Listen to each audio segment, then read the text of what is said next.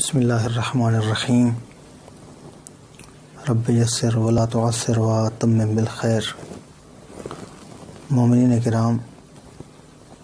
ایک پروپیگنڈا جو ویسٹ کی طرف سے، مغرب کی طرف سے اسلام کے خلاف کیا جاتا ہے وہ یہ ہے کہ اسلام شدت پسندی سکھاتا ہے، اسلام تشدد سکھاتا ہے، اور مثال کے طور پر مختلف ایسی تنظیمیں پیش کی جاتی ہیں کہ جو اسلام کا لبادہ ظاہراً اڑھتی ہیں اور دہشت گردی کا ارتکاب کرتی ہیں، داعش اور داعش جیسی تنظیمیں۔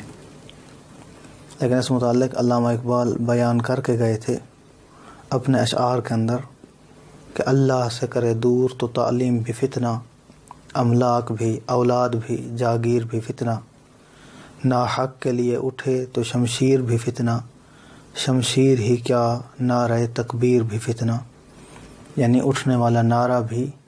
اللہ کی تکبیر کو بیان کرنے والا نعرہ بھی فتنہ ہی شمار ہوگا۔ بہرحال اگر اسلام کی سلامتی پسندی کو دیکھنا ہے، امن و آشتی کے مذہب کو دیکھنا ہے، تو اسلام کے نام سے ہی ظاہر ہے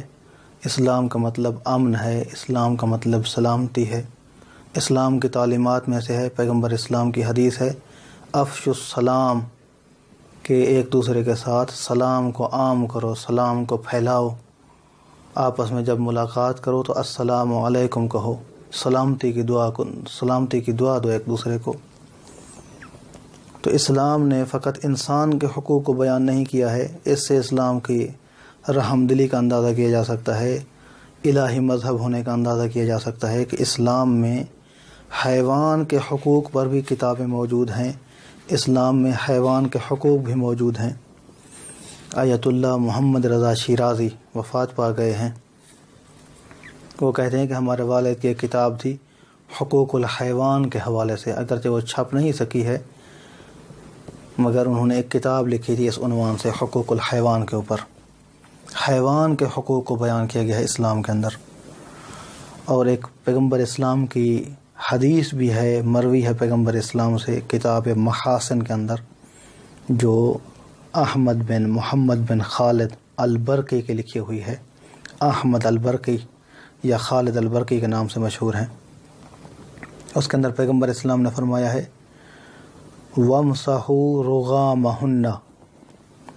کہ جو بھیڑ بکریاں ہیں، جو مویشی ہیں، ان کی ناک سے نکلنے والی رطوبت کو پیغمبر اسلام فرماتے ہیں صاف کرو۔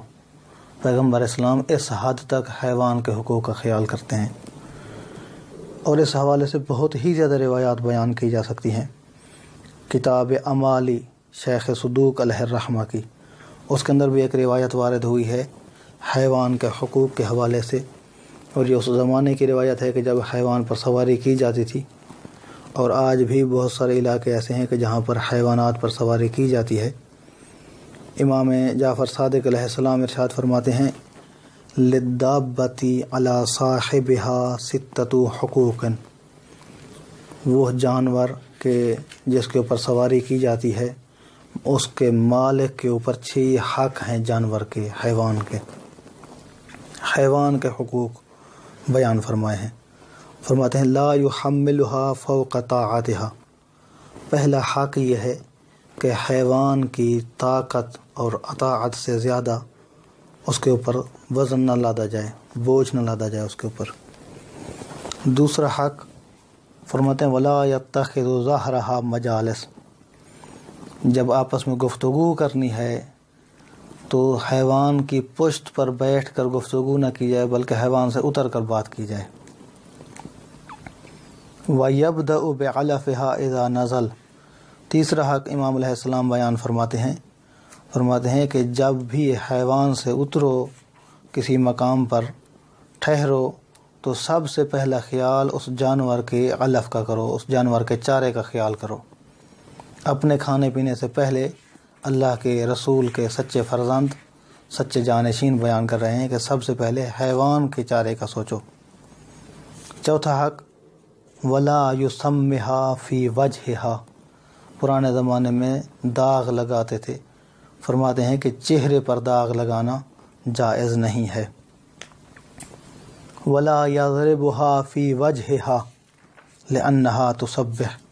فرماتے ہیں کہ جانور کو چہرے پر مارنا، منہ پر مارنا یہ بھی جائز نہیں ہے۔ جانور کا حق ہے مالک کے اوپر کہ مالک اسے چہرے پر نہ مارے۔ کیوں؟